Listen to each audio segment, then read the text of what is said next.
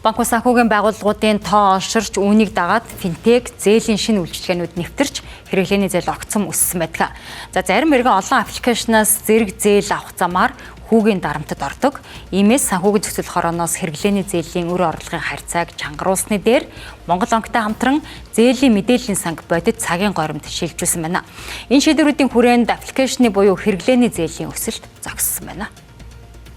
Нөгөө зээлийн давхар тас их байгаа. Тэгэхээр зээлийн давхар тал их байгаа шалтгаан нь бол ерөөсөө зээлийн мэдээллийн сан бодит цагийн гормоор ажиллахгүй байгаатай холбоотой.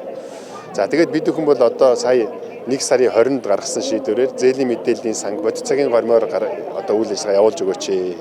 Ялангуяа финтек компаниудаар бол ерөөсөө бодит цагийн гормоор зээлийн мэдээллийн сан ажиллахгүй бол эхний аппликейшн зээл аваад дараагийн аппликейшнээс очиход эхний аппликейшн зээлийн мэдээллийн санд очихгүй байхаар нөгөө зээлгүй юм шиг харагдаад байгаа байхгүй.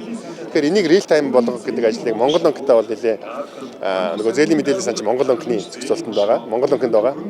Тэгэхээр Монгол банктай бол энэ чиглэлд нэлээ нягт хамтарч ажилласан. За энэний үр дүн бол эхнээсээ гарч ирж байгаа. Өөрөөр хэлбэл финтек компаниудаар зээлийн мэдээллийн сан бол бодит цагийн гормоор ажиллаад эхэлсэн.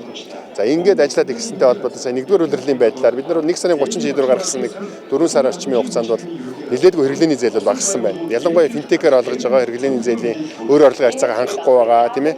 Real time-аараа одоо шууд ажиллахаар бодит цагийн гормоор ажиллахаар нөгөө мэдээллийн одоо ил тод нээлттэй байдаг юм хордон шуурхай болохоор дараагийн одоо аппликейшнээс давхардад зээл авах энэ бодол бол эрс багассан. За нөгөө талдаа бол бизнесийн зээл бол тэр хэмжээгээр нэлээдгүй нэмэгдэж байгаа.